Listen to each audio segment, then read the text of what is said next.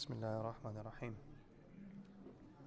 إن الحمد لله نحمده ونستعينه ونستغفره ونعوذ بالله من شرور أنفسنا ومن سيئات أعمالنا من يهديه الله فلا مضل له ومن يضلل فلا هادي له وأشهد أن لا إله إلا الله وحده لا شريك له وأشهد أن محمدا عبده ورسوله صلى الله عليه وسلم.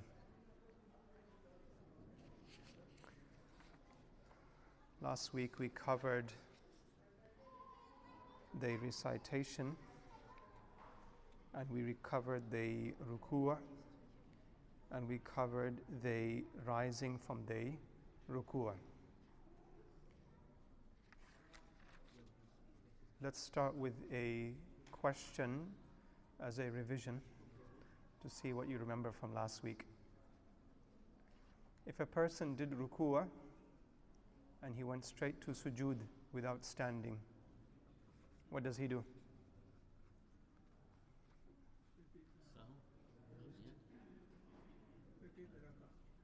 So we have one vote of sajda sahw, one vote of repeating the rak'ah. Any other votes? Sorry? He did not stand. He went straight from ruku' to sujood. Not valid. But what does he do now? Repeat the rak'ah?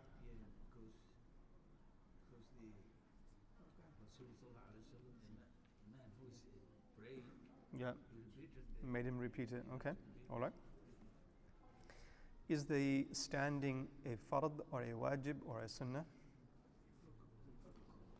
Rukn for which madhahib? A'immat al-thalatha. And what does Imam Abu Hanifa say? Wajib. If it's wajib and you missed it, sajda sahw. If it's a rukn and you missed it, repeat it. Right? Imam Malik adds an additional thing that when you go back, so for example, you went to sujood and you remembered that you did not stand. Okay? Then he goes back to do the ruku'. So he stands up, he goes back to do the ruku'. Then he stands up, then he goes to do sujood. Imam Shafi'i says that if he remembers in the next rak'ah, then he considers that first rak'ah invalid and he makes up a rak'ah. So this is just to test if you remembered if it was a rukn or a wajib. Okay, let's start from there. So the person has stood up, he has said Sami Allahu liman hamida, and we mentioned that the imam and the ma'moom, the differences there of who says Sami Allahu liman hamidan and who says Rabbana wa lakal hamd and who says both. And so after that he says Allahu Akbar and he goes down. Is there raising of the hands at this point? For anyone? No. For no one. And you see this mistake commonly, that people when they go down for sujood, they will say Allahu Akbar, they will raise their hands and they will go down. Oh yes, from going up from ruku', Shafi'is and Hanbalis coming up from ruku', they raise their hands and say Allahu Akbar with coming up. Going from standing to sujood, no one has raising of the hands. It's not a sunnah. So he goes down, and there are two methods of going down. We will use Hamza as our actor today. Hamza, you can stand up for me. You can become world famous. All right, you go down into sujood with your knees first. Now he has to think about it. How do I do this? Yeah, that's a bad way of doing it. So you see how he flopped down, okay? And so you come back up again. So don't flop down. Can you go down properly? So bend your knees first, go down. Bend your knees, go down on your tippy toes. He's thinking about it. Okay, he almost put his hands first. Okay, so come up again. So the order should be that the person goes down, touching the knees first, then the hands. So you want to make notes about this. Number one is knees, hands, forehead, then nose. Okay? This is agreed upon by Imam Abu Hanifa, Imam al-Shafi'i, and also Imam Ahmad bin Hanbal. Imam Malik says the person will go down with the hands first, then the knees, okay, and then the forehead. Which Imam, sorry? Imam Malik, okay. And this mas'ala is of a mas'ala of significant ikhtilaf, and they don't allow crossover. So if you do one, you stick to that one madhab, and you can't do the other.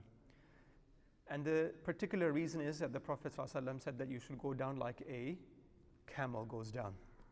And then they disagreed on whether when the camel goes down, does the camel go down with the knees first or with the hands? So even though the Prophet ﷺ gave a very good example, they even linguistically disagreed about it. So whoever saw as the camel going down with the knees first, they said that's the only proper way, the other way is incorrect. And whoever saw us with the hands first, they said that's the only correct way, the other way is incorrect. Except, now someone is overweight, someone has a sickness, whatever else, he can't support himself going down by the knees first, then he's allowed to go down with the hands before his knees. Coming back up is the reverse order. So you lift the face up first, then take off the hands, and then the knees last. All right? Imam Malik is taking the knees up first and then lifting off the hands. So exactly the way you went down, you go back up the opposite way. Does that make sense? Imam Shafi has an additional thing that he says, that when you go back up, and you said Allahu Akbar, then you sit in the seated position for a brief moment, and then you go up. And you use your hands to support yourself going up. So the hands come off first, then the knees, but in standing up, he would stand up supporting with his hands. Imam Abu Hanifa says that you're not allowed to use the hands when you go up. Okay? We won't get Hamza. Hamza's acting badly today. So I'll demonstrate it. So for example, the person is, and you can watch me when I'm praying.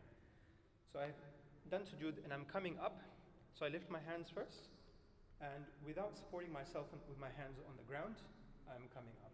So can you see I lifted my knees up and I'm coming up.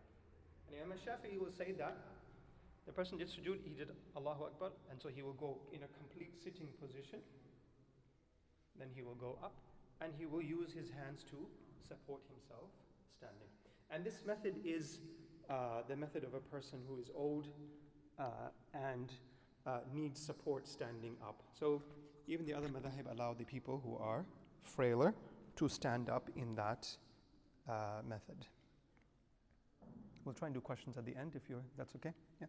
Otherwise, what happens is we don't get through the work. If you do sujood, ruku, and standing, sitting, all these, if you do something, but you don't know which imam you follow. Okay, we'll do questions at the end, inshallah. I'll come to your question. Try and make notes as we're talking, right? Just so you remember what to do. Now there are multiple conditions of the sujood, so you need to write these down. The first condition is that the sujood has to be done on something firm. So if someone does sujood on snow or hay or rice, something that is not firm, like cotton or a mattress or something like that moves around, that sujood is not valid. All right? That's the first condition. The second condition of the sujood is that it has to be done on the forehead. Now, the forehead is defined as the hairline going up to the eyebrows. That is the forehead. Everyone knows that. So, if someone did sujood on this part, that will not be valid. You have not done sujood. It has to be done on the forehead. Then they differed on, if I have my cap like this, if you go to the Indian subcontinent, people will commonly have their hat like this, all right? Now, can I do sujood on this hat, or does it need to be completely uncovered? And it's, if you're wearing a beanie or something like that, it covers your forehead, right? So can you do sujood on that or not? Imam Shafi'i says his condition is the forehead needs to be uncovered. If he does it on his turban or his cap or something else like that, the sujood will not be valid. Imam Abu Hanifa says that it is valid but makruh. So the sujood condition is met, but it is makruh, so it should be avoided. And because this is one of those things, this is easy to do, that before the prayer, make sure that your cap is at the hairline so that you can do sujood properly without it affecting your sajda. There are then, the Prophet ﷺ said that a person does sujood on 7 things. What are those 7 things? You have your 2 feet, 2 knees, 2 hands, and then your forehead.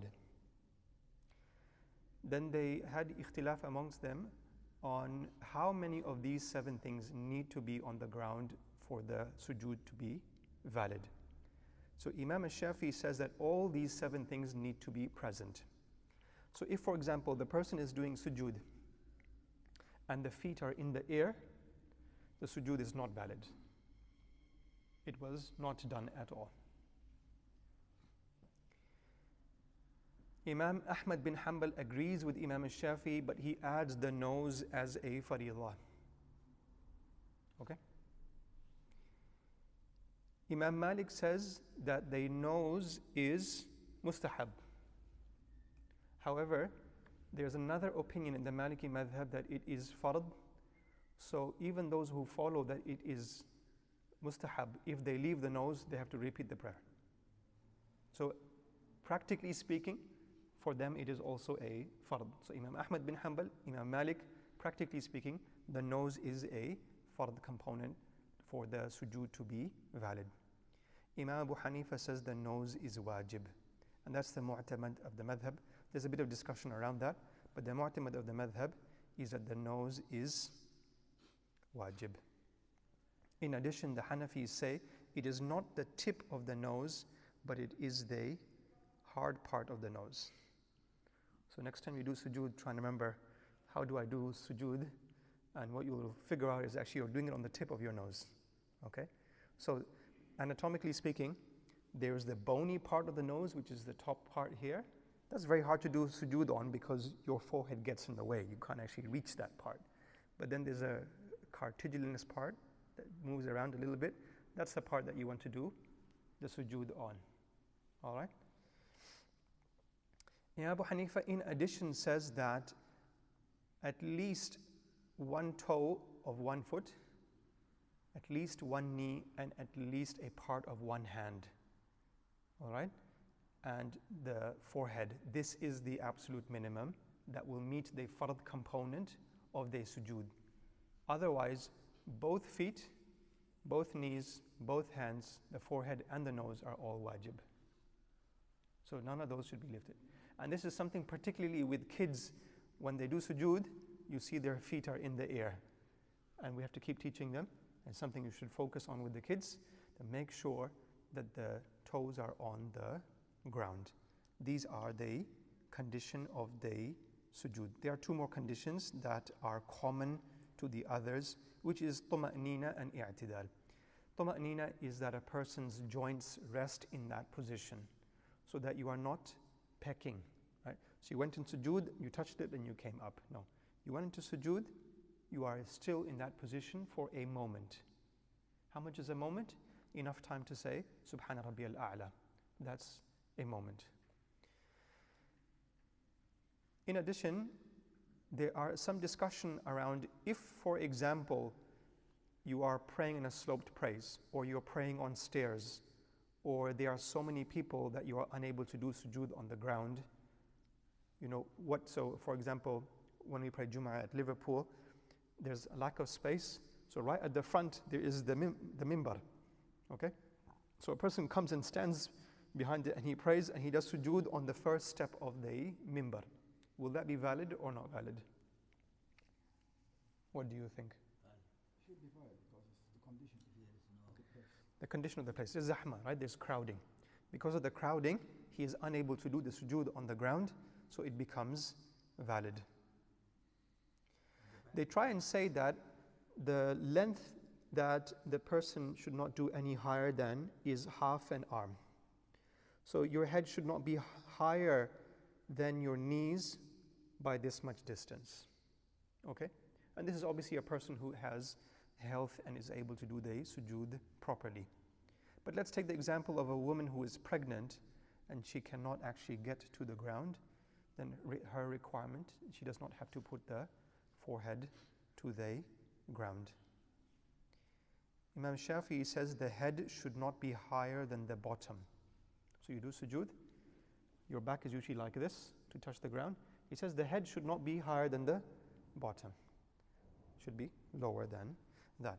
These are all the conditions of the sujood. Now we will go on to the sunnah of the sujood.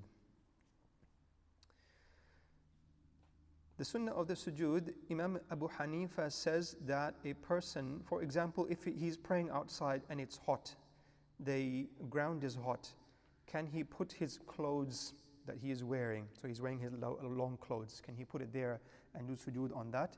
He says, yes, he can. Imam Shafi'i says that he cannot. Imam Abu Hanifa says that a person can prostrate on the hand. Now, ideally, the hand should be placed like this, right? So, can a person then do sujood on his hand itself? Right. Imam Abu Hanifa says yes, if there's a reason for it. The others say no, a person cannot do that. So, for example, it's very hot, you don't want to burn your forehead on the ground, then a person can put the forehead on the hand itself. The toes should face the qibla. Okay? That means then that when you are doing the sujood, that it is in this kind of position. Can you all see? That you are basically on the balls of your feet and the toes are facing the qibla. And you do that for both feet. And this is something that requires a bit of practice. People who have become converts don't have that kind of flexibility. So they're like, well, how do you actually get into that kind of position, right? Soccer injuries or whatever else. So it requires a bit of training and a bit of, after a while you get there. It's something that commonly is not done. What commonly people do is they just touch the floor with the toes and they don't actually curl the toes towards the qibla. It's something that you should pay attention to if you want to follow the sunnah. The fingers are held together with the thumbs as well. Again, this is something that people commonly forget, that they don't join the fingers. Now, where are the hands actually placed according to the sunnah? So Imam Malik says that they will be at the ear level. Okay? So you will do sujood like this. Imam Shafi'i says that it is going to be at the shoulder level. So we're talking on the ground, vertically below the shoulder. Imam Abu Hanifa says that his sujood will be between his hands. So his face will be between his hands like this. So it is ear level, but the hands are much closer to the faces. Then there is three things that are separated. So you'll make notes of this. Number one, the arm is kept away from the sides. Number two, the abdomen is kept away from the thighs. Number three, the thighs are kept away from the calves. So all these things are separated. And the first one, number one, the arms away from the sides. Number two, the abdomen from the thighs. And number three, the thighs from the calves. This is agreed upon by everyone. All the four fuqaha agree on this. And the woman is the opposite. The woman will join all these three things so that she is more compact and her hands will be at the shoulder level so that her whole body in sujood is compact. This again is agreed upon by all the four fuqaha. Imam Malik has an addition to say that they are slightly separated, not completely joined. We understood the sunnahs of the sajda? Okay. Then the person says Allahu Akbar and then he sits. And he sits in the iftirash style. The iftirash style is exactly how I'm sitting right now. in that my left leg is pulled under and I sit on that left leg, and the right foot is vertical with the toes facing the Qibla. So basically, my bottom is sitting on my left leg and left foot. Right? And in the iftirash style, he has his hands in this position. And there are two options here. So one of those options is that the person has the hands at the end of the thighs, not like Hamza. Right, Hamza is doing this, and that's the second option. That this is where the knees actually start, and he puts the hands on the knees. Most of the fuqaha say that the hands should be on the thighs, at the edge of the thighs. All right? Again, facing the Qibla. He needs to have tuma'nina and i'tidal in that position. There is no specific tasbih in the sitting position. However, Imam Ahmad bin Hanbal has Rabbi ghfirli as a wajib tasbih in this position to be said once, and to say it 3 times is the sunnah according to him. No one else has any tasbih that is wajib. He has tasbihat that are wajib in the ruku', so he says Subhana Rabbi al-Azim is wajib in the ruku', Subhana Rabbi al-A'la is wajib in the sujood, and Rabbi ghfirli is wajib in the sitting position.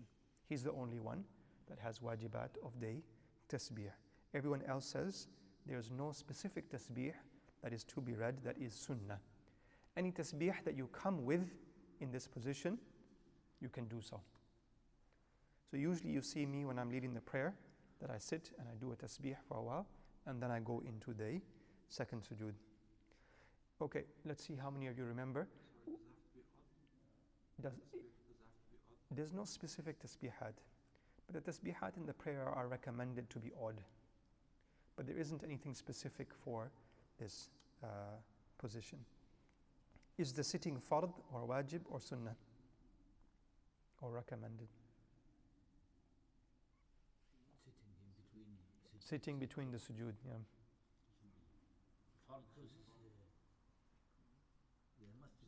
Don't be afraid. It's okay to get it wrong. Sunnah? Wajib? But you are Shafi. Shafis don't have wajib. But when you say tuma'nina, Yeah. separation of one action to another action, Yeah. then that comes sitting from one sujood to Rising from the sujood is a rukn for a'immat al-thalatha. Okay? Imam Malik, Imam Shafi, Imam Ahmad bin Hanbal, they have this as a rukn.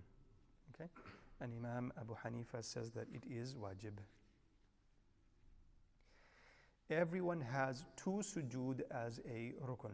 So once the person has sat, and he sat there enough time to fulfill tuma'nina, he goes into the second sujood, and he does exactly the same as the first sajda. There is no difference between the 2 sujood. Imam Abu Hanifa has a little slight difference. He says that 2 sujood are fard, but it is wajib to be done in the same rak'ah. Now what does this mean? Let's give the scenario that a person has done 1 sajda and then he got up for the second rak'ah. He did not do the second sajda, right? So Imam Abu Hanifa says that because 2 sujood are fard on him, then he comes up with that remaining sajda in the last rak'ah of the prayer as a makeup. But only Imam Abu Hanifa says that. Everyone else says that it is fard of 2 sajda in every rak'ah. So someone asked me a mas'ala the other day, real life. He said, I went to a masjid and I prayed behind an imam, and he only did 1 sajda in the 3rd rak'ah of the prayer, and then he did sajda al-sahu, and he did salam. Is the prayer valid? The prayer is not valid because he left a rukun. The sajda al-sahu will not make up for a rukun that is missed. He needs to make up that rak'ah, and according to Abu Hanifa, he adds that sajda at the end, right? But he's the only one that says that. If you didn't add it in the end. Then that rak'ah is gone. Okay? Now, once he did sajda sahwi, he did salam, he moved away from his position, then he can't go back and add the rak'ah. Right? So now he needs to make up the entire prayer. Got it? When he finishes the second sajda, he goes up, and we describes how he stood up. All right? And when he stands up, he does the same as the first rak'ah, except that he does not do takbirat al-ihram, he does not do the niyyah, and he does not do the istiftah that is agreed upon by everyone.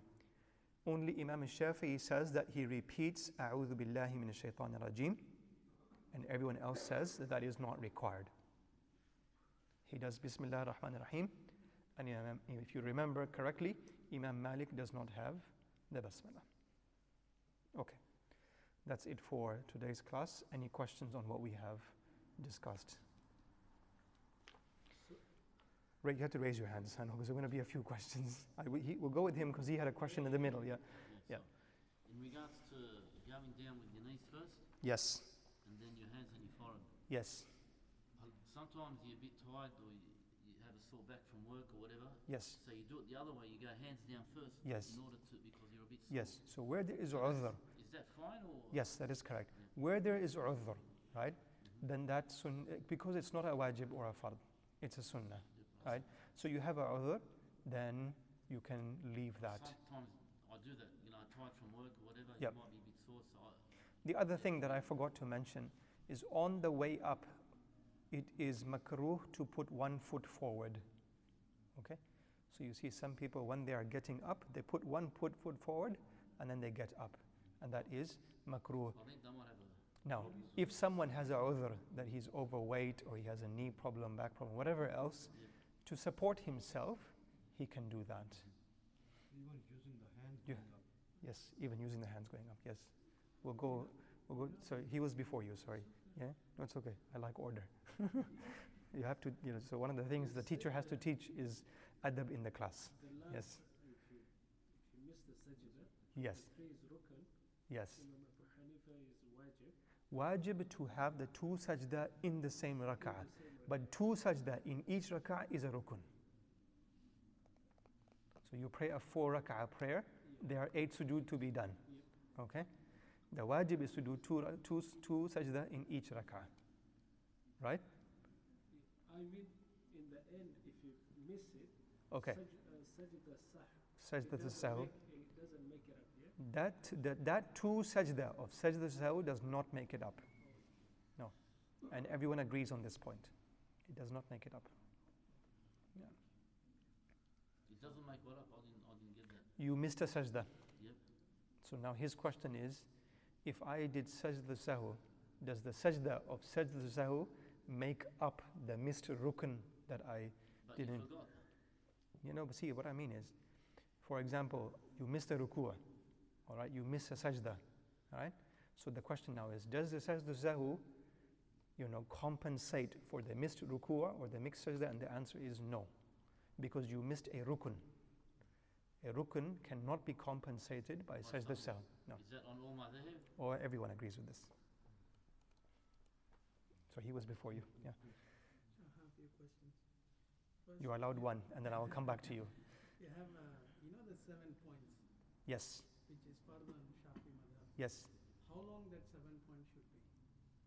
The time for Throughout the tuma'nina. duration of the sujood, or? Imam Shafi has further detail, if you would like to hear that detail. He says that part of each knee, the fingers, so for example, if someone did sajda like this, that would be sufficient, and at least one toe from each foot.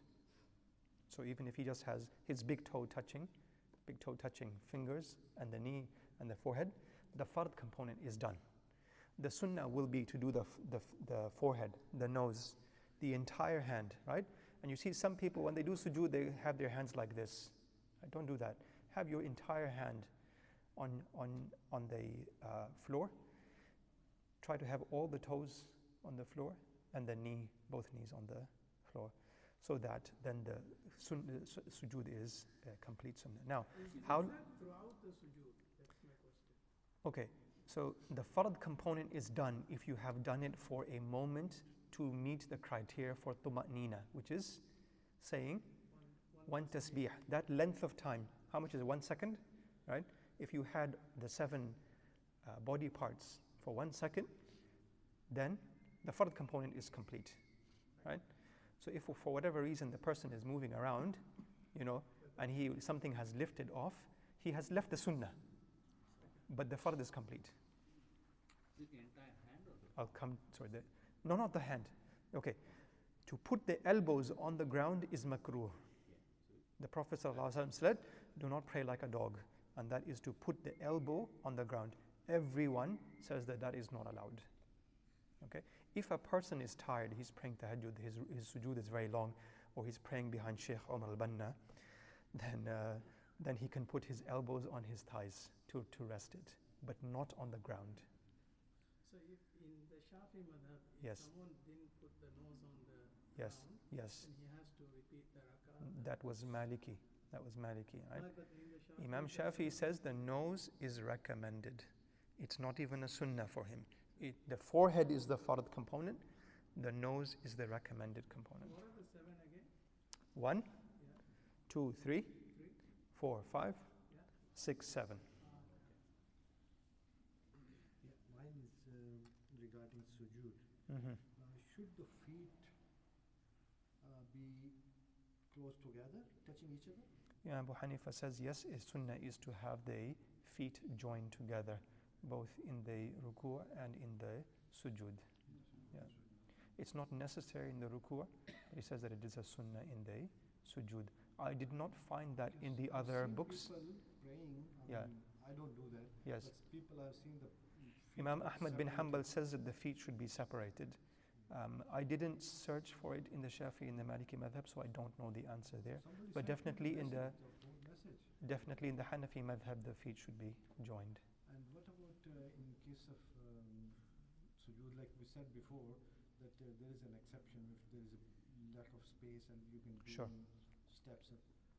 Same thing is valid like during Hajj and Umrah because it's crowded. Yeah, any crowded area. It does not matter where it is. In fact, they also say that if the person is doing sujood on the back of the person in front of him, there's so little space that there's not even enough. So the rows are so close together, the person doing sujood, and you are doing it on the back of that person, then that sujood will still be considered valid. Yes. Mm-hmm. You said in Shafi madhab you can't make sujood on the cloth. Yes. Now, that is the cloth that you are wearing yourself, not something like a sajjada. Okay? You can do sujood on the sajjada, on the carpet. There's 10 layers of sajjada, it doesn't matter, as long as it is firm, right? But let's say now, for example, I'm wearing a turban, and the turban is coming across, right? And then I put that on the ground and I do sujood on that. Imam Shafi says that the person should not do that. Even if it's hot. Even if it's hot, correct, yes. And what Even about if it's hot. in this case, Imam Abu Hanifa allows it, yes. the hood of your, for example, sometimes when he makes a sujood, Yes, the hood comes down. yes. Yes, he needs to move it aside. If he's Shafi, he needs to move it aside so that the forehead is on the ground. The other 3 allows? I don't know the Maliki and Hanbali position on that. Yes. What about praying with the hood on? You can pray with the hood on. There's no issue with that at all. There's no problem with that because that does not impact your sujood at all. If your hoodie touches like this on the ground. If you are Hanafi, yes, that is allowed. Okay. But, okay, the Hanafis have one more thing. Let's say now that I'm wearing a big turban, and you can see some big turbans, right? And the turban itself is not on the forehead. And I go down and I'm doing sujood on the turban. But that turban is not on my forehead. That sujood will not be valid. Got it? Why still, forehead is empty. Yeah, but that forehead now, because it is empty, it should go to the ground. Yeah. Yeah. But your turban is so big that it's, Allowing you to it's not allowing you to go to the ground. Yes. The position question on covering your head, like wearing a cap, and not wearing a cap when you pray. What is it? Does it? It's from the mustahabbat. It's from the the recommended things. The Prophet ﷺ used to have a turban on, so he used to have his head covered. All the time? All the time is what we find in the Sunnah. And from the things of Hajj is that the person's head is uncovered, right? Yep. When he goes into ihram, he's not allowed to cover his head, right? And that is to separate from the aada, right? So the aada was they used to cover their head. Their normal habit was that they used to cover their head. It's from the things that is overemphasized in the Indian subcontinent, and it's from the things that the Arab have, left, unfortunately. But if you go to the mashayikh and the ulama of the Arab, they do it all the time. So it's from something that we should pay attention to. But even our mashayikh say that on occasions the person should pray without it. You should not do it 100% of the time. Because I see some mashayikh, they pray imam without even Yeah. know. So I just wanted to know. It's from the mustahibat. It's not something we need to overemphasize. It's it's from the recommended actions. Greater than this is the taqwa of the imam, and greater than this is, is he doing some sins on a regular basis? Those are much more important than. Yeah. My question, if I'm not conscious of whether I'm with the Hanifa or this when I'm Okay. Yes. but just the compliance to one of it. Yes. Yeah, how is that? For example, all these things to remember it well. Okay. The thing I keep telling you is make notes, and in particular, when, let's say, for example, you are Shafi'i, right, is to note down the particular things I'm saying about the Shafi'i madhab, right? Because for this class, I know most people here are Hanafi and Shafi'i, so I do more work to find out your masail for your sake. I'm not Shafi'i, right? It's for your sake, for your benefit. So make a note of that. Where you get confused, I understand you get confused, you are allowed to come and ask me questions, I said, in the prayer, I got confused. Am I doing it this way? Am I doing it this way? Alhamdulillah, my memory is very good, so I will remember without my notebook. And if I don't, I will tell you, I'll come and tell you tomorrow, inshallah. However, now, if a person is relaxed, and he says, someday I follow this, someday I follow this, he's going to fall into a problem. Why? Because one thing is valid in a madhab that is not valid in another madhab. So today you said that I'm going to pray on my amama, and it's valid for the Hanafis, and then tomorrow you said I'm praying Shafi and I'm not going to pray on it. So what happened to yesterday's sujood? Do you have to repeat that prayer? There's a question, right?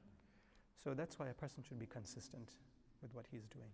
I'll come to you. Yeah. Can you tell us if someone left a rukn Yes. and he has to make up the rakah, Yes. or even he left 2 rukns Yes. in the next 2 rakah, Yes. and he has to make up 2 rakah, the ruling on the whole thing Yes. before he moved and after he moved.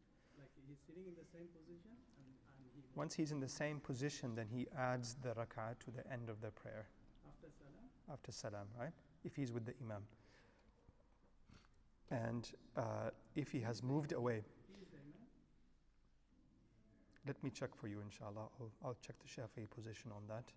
The Hanafis have a long description on that, and I have to check the Shafi'i position. If the person has moved away, then he has to repeat the prayer. Or if he has talked with other people about the matters of the dunya, then he has to repeat the prayer.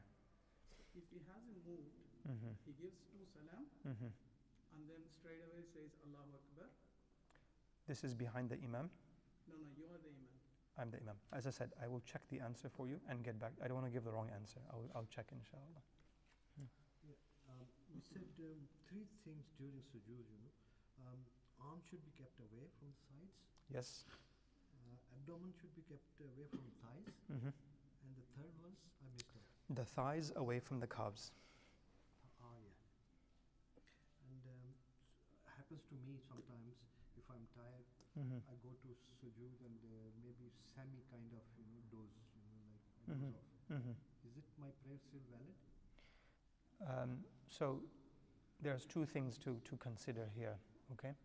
One is did the wudu break or not? No, very little moment, like Right. few seconds. Yes. So still the question is there, right? What breaks the wudu with regards to sleep? If you rest on something and sleep, Position of the If you're not the way that you sit. resting your back somewhere.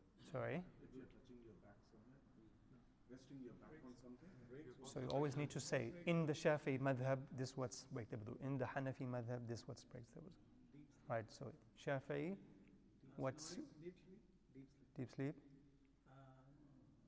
If you lie down, If you lie down. and then So now sujood, if would you're that not be considered sitting- If you're not sitting, the bottom covered. good? Good. So now he's in sujood, his bottom is uncovered, and he's, fallen asleep. Do we think the wudu has broken or not broken? So if it is just a few seconds, usually that will not be deep sleep, right? The person was aware that he was a bit tired, and so he's just, had a micro sleep, is what we medical people call it, right? Usually this happens, people who have medical conditions or they get extremely tired, they have a micro sleep. Then that will not break the wudu. If the person completed the fard component of the sajda of Subhana Rabbiyal A'la, the sujood is done. Okay? If the person did not even complete that, then the sajda was not done, and he needs to repeat that sajda. You understand? So he went into sujood, he said Subhana Rabbiyal A'la, Subhana Rabbiyal, then he went to sleep, right? And then he realized he's asleep and he got up, right? So he's already completed the fard component by saying, once Subhana Rabbiyal A'la, having i'tidal, tuma'nina, he has completed the fard component. The sujood is done, even though you did not do 3 Subhana Rabbiyal A'la. Any other questions? Can someone stop that? Yeah. Yes? Can I ask a question about the intention? Okay, you're going to be out of the class. Yeah, okay. We'll come to you if no one else has a question. If everyone has exhausted questions, then we'll come to out of topic.